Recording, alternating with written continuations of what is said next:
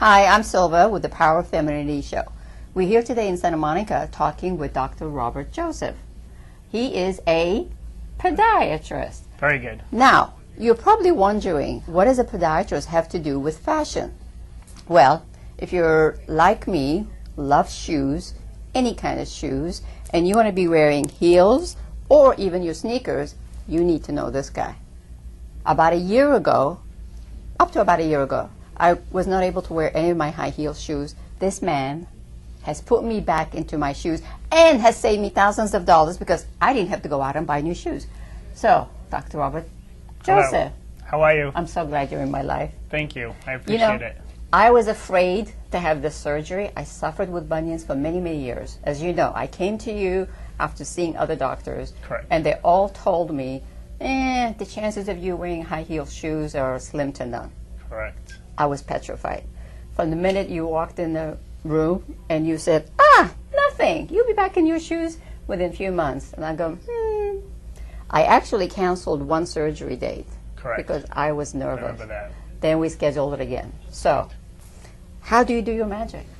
Just like your job, you feel it, passion, you feel the person. A bunion is not a bunion. A bunion is connected to a person. And what you have to do is you have to evaluate that person and what makes that person run, what makes them happy. And to be honest with you, a woman who has all this power in the world, CEO, CFO, and they hate their feet, they really have a hard time functioning during the day. So that's where I jump in. And then I have to do is I analyze the whole person and see what I can do as far as my degree and my specialty to make their life go smoother. So why is it that some doctors say that you will never be able to walk in high heel shoes again, but you're able to contradict that and actually prove it to me? Within 3 months, I was in my high heels. One, they're not experienced. And they don't want to tell you that they're not experienced in doing this. I remember one thing you said in one of our interviews is that, what is the one thing that you stand up on? Or what is the one thing, what was the term you said about, what's the first thing that you do in the first thing in the morning? What's the first thing you do in the morning? I mean, besides going to the bathroom, let's be real. Opening your eyes. Is open your eyes. And then what do you do when you get out of bed? You stand up. So when I was 21 years old, cocky as all could be, I was an athlete, got out of bed and I couldn't stand. I thought my world was over. But it was the best thing in the world for my attitude because I learned that I'm just human. Things can happen. But the best part that I learned was how I controlled my life. And I wanted to be that person to control that person's life and make their life a better life based on what their problem is when they get out of bed. Now, tell me the truth about this myth that people always say about bunions. Are they from shoes? What causes it? So a bunion, everyone thinks is genetics from their mom, grandmother, father, grandfather. Wrong. Oh. The way we walk, the production of the way we walk that produces the bunion is what's genetically given to us. So a lot of people have, let's say, one leg longer than the other, or 1 foot shorter than the other, okay? So all of those, walking on that is what produces a bunion.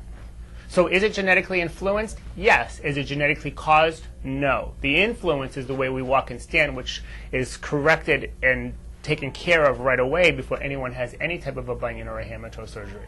So what do you recommend to people? Is it watching the way they walk, the way they stand, the way they carry themselves? Because, we're on our feet all day long, working. Correct. So how do we pay attention to that, making sure that we're balancing ourselves? Well, you really don't need to pay attention to that because you have people like myself where we see the problem, we see the deficiency, and very simply either correct it with an insole or a little bit of physical therapy, a tightness of a muscle, a shift of the hips, a chiropractic visit. There's plenty of reasons why we walk the way we walk. But to get to the optimal position, which is what we call neutral, there are various techniques to do that. So you recommend early attention to this situation. Oh. If you notice something is going on, don't wait till you're in your 40s, 50s, 60s to Correct. do it. Absolutely. Now, my daughter's 13, and she's already developing bunions. I don't know if you know that I adopted a daughter. I met her. The first thing I did is I saw I met the mom and all, but I saw the mom's feet.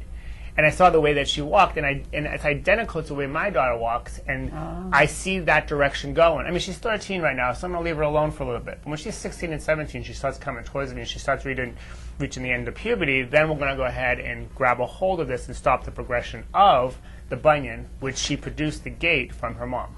So how do you do that? If you detect it early on, how do you prevent it from happening? It's simply an insole for your shoe. It's simply an orthotic. Really? Yes. It teaches you how to walk? Yes.